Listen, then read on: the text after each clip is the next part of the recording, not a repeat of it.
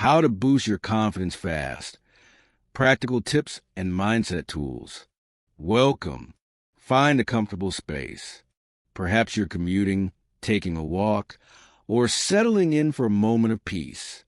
Wherever you are, take a gentle breath. In and out, this is your time.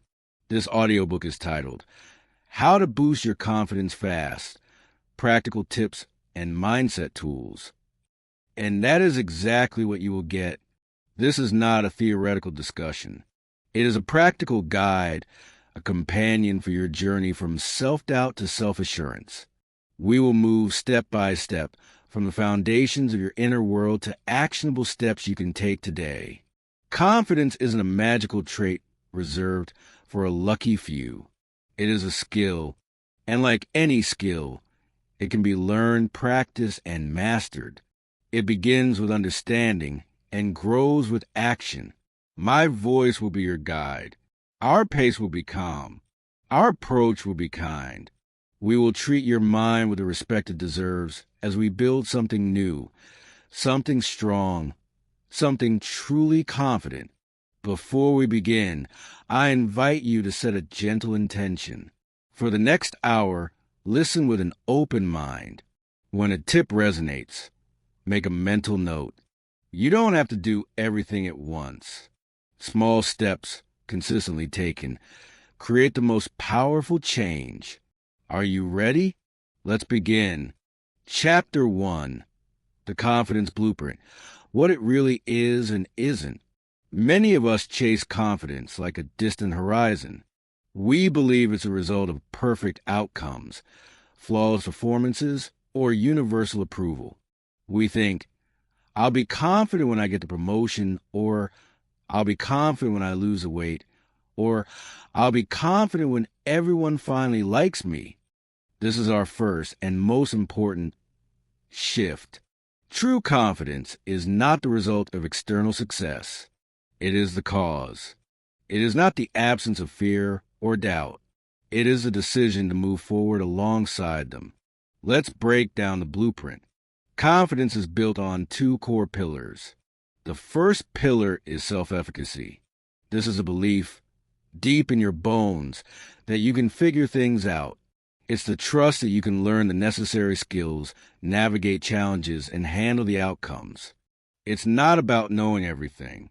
It's about trusting your capacity to learn and adapt. The second pillar is self-worth. This is the unconditional belief that you are valuable, deserving of respect and good things, regardless of your achievements or failures. It is your intrinsic right to be here. Self-worth is the foundation. Self-efficacy is the structure built upon it. When you operate from a place of low self-worth, every challenge feels like a test of your very value. A mistake feels like proof you're not enough. This is exhausting, and it crumbles confidence. When you anchor yourself in inherent self-worth, challenges become simply that, challenges. Tasks to solve, skills to improve. A mistake is feedback, not fatalism. This is where resilient confidence lives. So, our work together will strengthen both pillars. We will cultivate unshakable self-worth, and we will build undeniable self-efficacy through practical action. This is the blueprint. Hold it gently in your mind as we move forward. Chapter 2, Rewriting Your Inner Narrative. The voice that builds you up. Right now, inside your mind, a narrator is speaking. This narrator comments on your day, interprets events, and makes predictions about you and your life. For many, this narrator is harsh, critical, and fear-based. It speaks in absolutes. You always mess up. You're not good at this. They probably think you're awkward. We cannot build confidence on a foundation of self-criticism. It is like trying to build a beautiful house on constantly shifting sand. Our first practical task is to become the editor of your inner narrative. This begins with awareness. For the next day, I want you to simply observe this narrator. Don't judge it. Don't try to change it yet. Just notice. Carry a small note in your mind or use your phone, and when you hear a critical or limiting thought, jot down a key word. Thoughts like, I can't present well, or I'm not a likable person. Once you see these thoughts written down, a powerful shift occurs. You realize this is a thought. It is not a fact. It is a sentence your mind has produced, often out of old habit. Now we practice editing. We use a simple 3-step tool. Catch, challenge, change. First, catch the thought. I'm going to fail at this new project. Second, challenge it. Ask, is this 100% true all the time? What is the evidence for and against it? Have I ever handled a new project before? Is this thought helping me or harming me? Third, change it. Rewrite the thought to be more accurate, more kind, and more useful. Turn it from a declaration into a perspective. For example, this project is new and feels daunting. I have learned new things before. I will focus on preparing one step at a time. Your new mantra is this: I speak to myself with the same kindness and encouragement I would offer a dear friend. Your inner voice created the old landscape of doubt. You now have the tools to author a new one of support. Start today. Listen and edit with compassion. Chapter 3, The Body-Mind Connection, How Your Physiology Shapes Your Psychology. Confidence isn't just in your mind. It is in your body. Your posture, your breath, your facial expressions, they don't just reflect how you feel. They create how you feel. Science calls this biofeedback.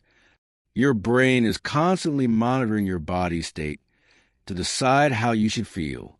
Slumped shoulders and shallow breath send a crisis signal. Danger, low power, withdraw. An upright posture and deep breath send a signal of safety, high power, engage. We can use this to our advantage. We can hack our state of mind by changing our state of body. We are going to practice 2 powerful tools. First, power posture. For 2 minutes today, in a private space, stand tall, feet shoulder-width apart, hands on your hips, or raised in a V of victory. Chin level. Breathe deeply into your diaphragm. Hold this posture for just 2 minutes.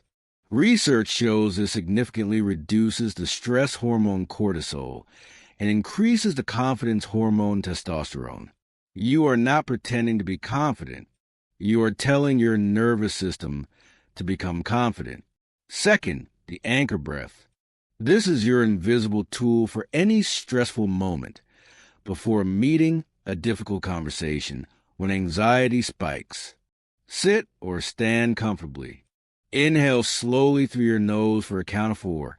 Feel the air fill your lungs. Hold that breath for a count of 4. And now exhale slowly through your mouth for a count of 6, releasing all tension.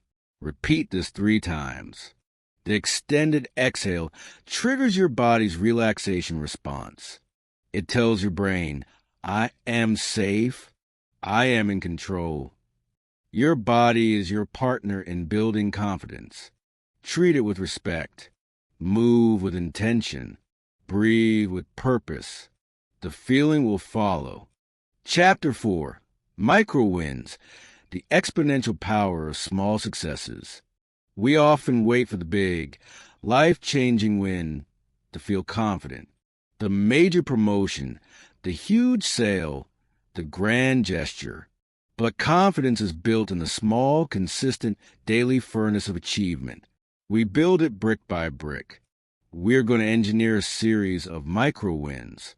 A micro win is a small, easily achievable task that moves you forward. It must be specific, actionable, and completable in a short time frame. The goal is not the outcome itself. The goal is a repeated experience of setting an intention and following through. This does 2 profound things. First, it gives your brain concrete evidence of your competence, proof of self-efficacy. Second, it creates a positive feedback loop of motivation. Success, however small, makes you want more success. Your action for this chapter is to create a micro-win list for the next 7 days. Do not make it daunting. Examples are, today, I will make my bed immediately after waking. Today, I will introduce myself to one new person. Today, I will complete a 10-minute workout. Today, I will speak up once in a meeting with prepared point. Today, I will learn one new fact about a topic I'm interested in. At the end of each day, review your list. Acknowledge your completion. Feel the satisfaction. This is not trivial. This is you programming your nervous system for victory. You are building a track record of trust with yourself. As this trust grows, so does your confidence to attempt slightly larger wins. Start incredibly small. Be consistent. Watch the compound interest of your actions grow. Chapter 5, Competence and Preparation. The antidote to imposter syndrome. Feeling like a fraud, the dreaded imposter syndrome, is a universal experience. It thrives in the gap between your perception of a challenge and your perception of your own skills. The most powerful way to close this gap is not with positive thinking alone. It is with dedicated preparation and skill acquisition. Confidence rooted in competence is unshakable. When you know you're putting the work, study the material, practice a speech, you walk into any situation with a quiet assurance. We will use a strategy called deliberate practice. This is not mindless repetition. It is focused, goal-oriented improvement. Break down any skill you want to feel more confident in into its smallest components. If it's public speaking, the components are writing a clear opening, practicing vocal variation, managing your stance, crafting a conclusion. Practice each component separately with focused attention. Then engage in visualization, not just visualizing success, but visualizing the process. Close your eyes. See yourself walking into the room calmly. Feel yourself taking a deep anchor breath. Hear yourself speaking clearly. Imagine handling a difficult question with poise. This mental rehearsal prepares your neural pathways, making the actual performance feel familiar, not foreign. Finally, adopt the learn-it-all mindset. Instead of thinking, I need to prove I know it all, shift to, I'm excited to share what I know, and I'm capable of learning what I don't. This transforms anxiety into curiosity. Your goal is not perfection. Your goal is contribution and growth. When you feel the stirrings of doubt, ask yourself, have I prepared to the best of my current ability? If yes, trust your preparation. If no, use the anxiety as a signal to do a bit more work. Competence is the solid ground upon which confidence stands tall. Chapter 6, The Social Arena, Speaking, Relating, and Setting Boundaries. Confidence is tested and expressed in our interactions with others. It's in the conversation, the request, the no, the authentic connection. Let's equip you for the social arena. First, presence. In your next conversation, practice full attention. Listen to understand, not just a reply. Make soft eye contact. Nod. Let your body language say, I am here with you. This takes the focus off your own nervousness and places it on connection, which immediately feels more confident. Second, voice. A confident voice is clear and paced. Practice slowing down your speech by just 10%. Use pauses for emphasis. It conveys thoughtfulness and control. Before you speak, take one gentle breath. You own the space between thoughts. Third, and this is vital, boundaries. Confidence is not about being liked by everyone. It is about respecting yourself enough to communicate your limits. A clear, kind no is a profound statement of self-worth. Practice the simple phrase, thank you for asking, but that's not going to work for me this time. No lengthy justification is needed. A person with strong boundaries commands deep respect from others and from themselves. Remember, you are not responsible for managing other people's emotions about your reasonable boundaries. You are responsible for your own integrity. Each time you honor your own need, you deposit a large sum into your confidence account. Chapter 7: Resilience and Reframing. How to handle setbacks without collapsing. You will have moments that feel like failures. A project doesn't go well. You fumble a line. You face rejection. This is not the end of your confidence journey. This is a critical part of it. Confidence is not about avoiding falls. It's about knowing you can get back up. We build resilience through reframing. We change the meaning we assign to an event. The instant you face a setback, your old narrative might scream, "See, I knew I wasn't good enough." This is the catastrophic frame. It sees the event as permanent, pervasive, and personal. We will replace it with the learning frame. We ask 3 questions. What happened? Just the facts. Strip away the emotional story. What can I learn from this? One tactical or mindset lesson. What is one small step I can take to move forward? A micro win to regain agency. For example, instead of "I bombed the presentation, I'm terrible at this," you reframe, "The middle section was unclear and I rushed. I learned I need to practice timing more. My next step is to get feedback on one key slide and practice it 3 times." This transforms a failure from an identity into an event, from a verdict into data. You are no longer a statue, brittle and easily broken. You become a willow tree, flexible and able to bend with the wind, drawing lessons from the storm. Your confident life, a daily practice. We have reached the end of our guided journey, but this is truly your beginning. Look back at the ground we have covered. We started by understanding that confidence is a skill built on self-worth and self-efficacy. We learned to edit our inner critic into a compassionate coach. We discovered how to use our body to shape our mind. We built momentum through micro wins. We grounded ourselves in preparation and competence. We navigated the social world with presence and boundaries. And we equipped ourselves to handle setbacks with resilient reframing. This is your toolkit. You do not need to use every tool every day. Start with one. Perhaps today, you simply practice your anchor breath 3 times. Tomorrow, you achieve one micro win. The next day, you catch and change one critical thought. Confidence is a daily practice, not a permanent destination. It is the quiet accumulation of choices that honor your worth and your capability. Some days will feel easier than others. That is perfectly human. On the harder days, return to your breath. Return to one small win. Be kind to yourself. You have everything you need already within you. This audiobook has simply helped you remember and given you a map. As we part, take one more deep, soothing breath. In and out, carry this feeling forward.